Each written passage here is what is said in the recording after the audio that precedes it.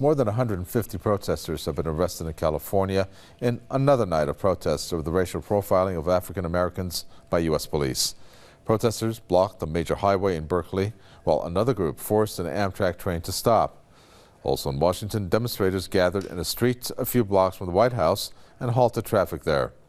Elsewhere in Brooklyn, another rally was held in protest against recent grand jury decisions not to prosecute white police officers who killed unarmed African Americans Michael Brown and Eric Garner. The Brooklyn protest led to scuffles and arrests.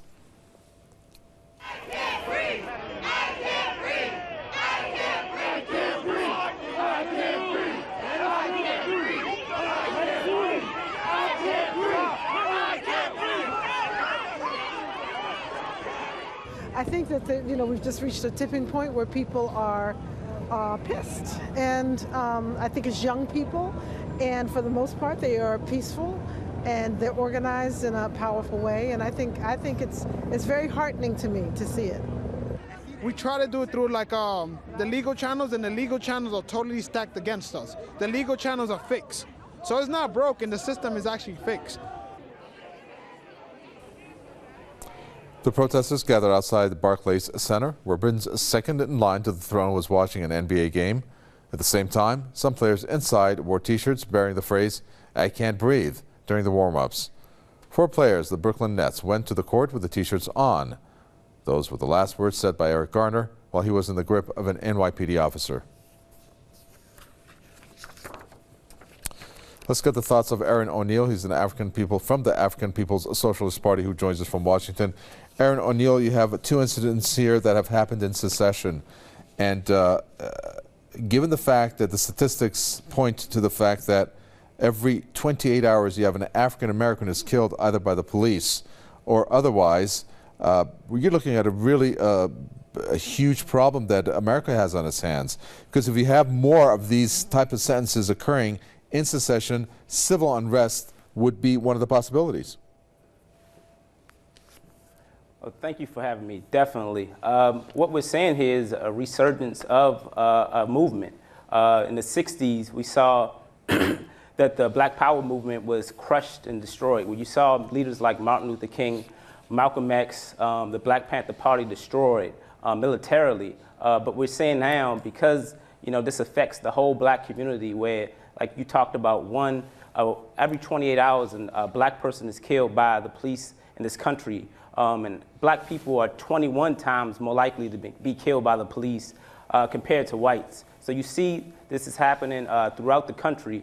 And what happens to Eric Garner, people are saying, and what happened to the brother Mike Brown happens to African people throughout this country. So definitely you're seeing a resurgence of that, and the protests are going to continue until we move past just these remedies to the system to something substantive. Well, what's amazing is that I've been to the States. I lived there for decades. And what I don't understand is why this problem of race still exists. Color should not be even an issue, really. But it seems like the U.S. is still grappling with that.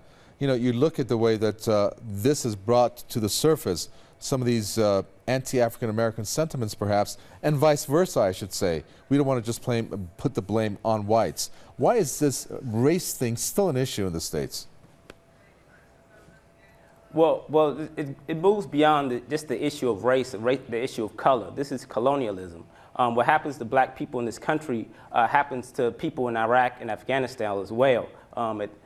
So this system and this country was based on slavery and exploitation of not just African people, but the indigenous people as well. So it's not just about racism and white people not liking black people, but this whole system is based upon the exploitation of black people and other oppressed people around the world. So you see the continuation of this. You see in Ferguson, where Mike Brown was killed, over 60% of the city's budget was based on parking tickets and other municipal fees. And this is the wholly black community. It was over 60% black, but the revenue from the city is extracted from the black community. But they don't have offices, and in Ferguson they don't have any elected officials there except one African person. So you see the basis of this whole system is based on the exploitation of black people. So the continuation of that is necessary for its existence. So it's not just racism in and of itself in terms of white people not liking black people, but this is what it needs to function. Very well. I wish we could continue this more. We unfortunately don't have the time, but it's a pleasure talking to you. Aaron O'Neill from the African People's Socialist Party there from Washington. Thank you.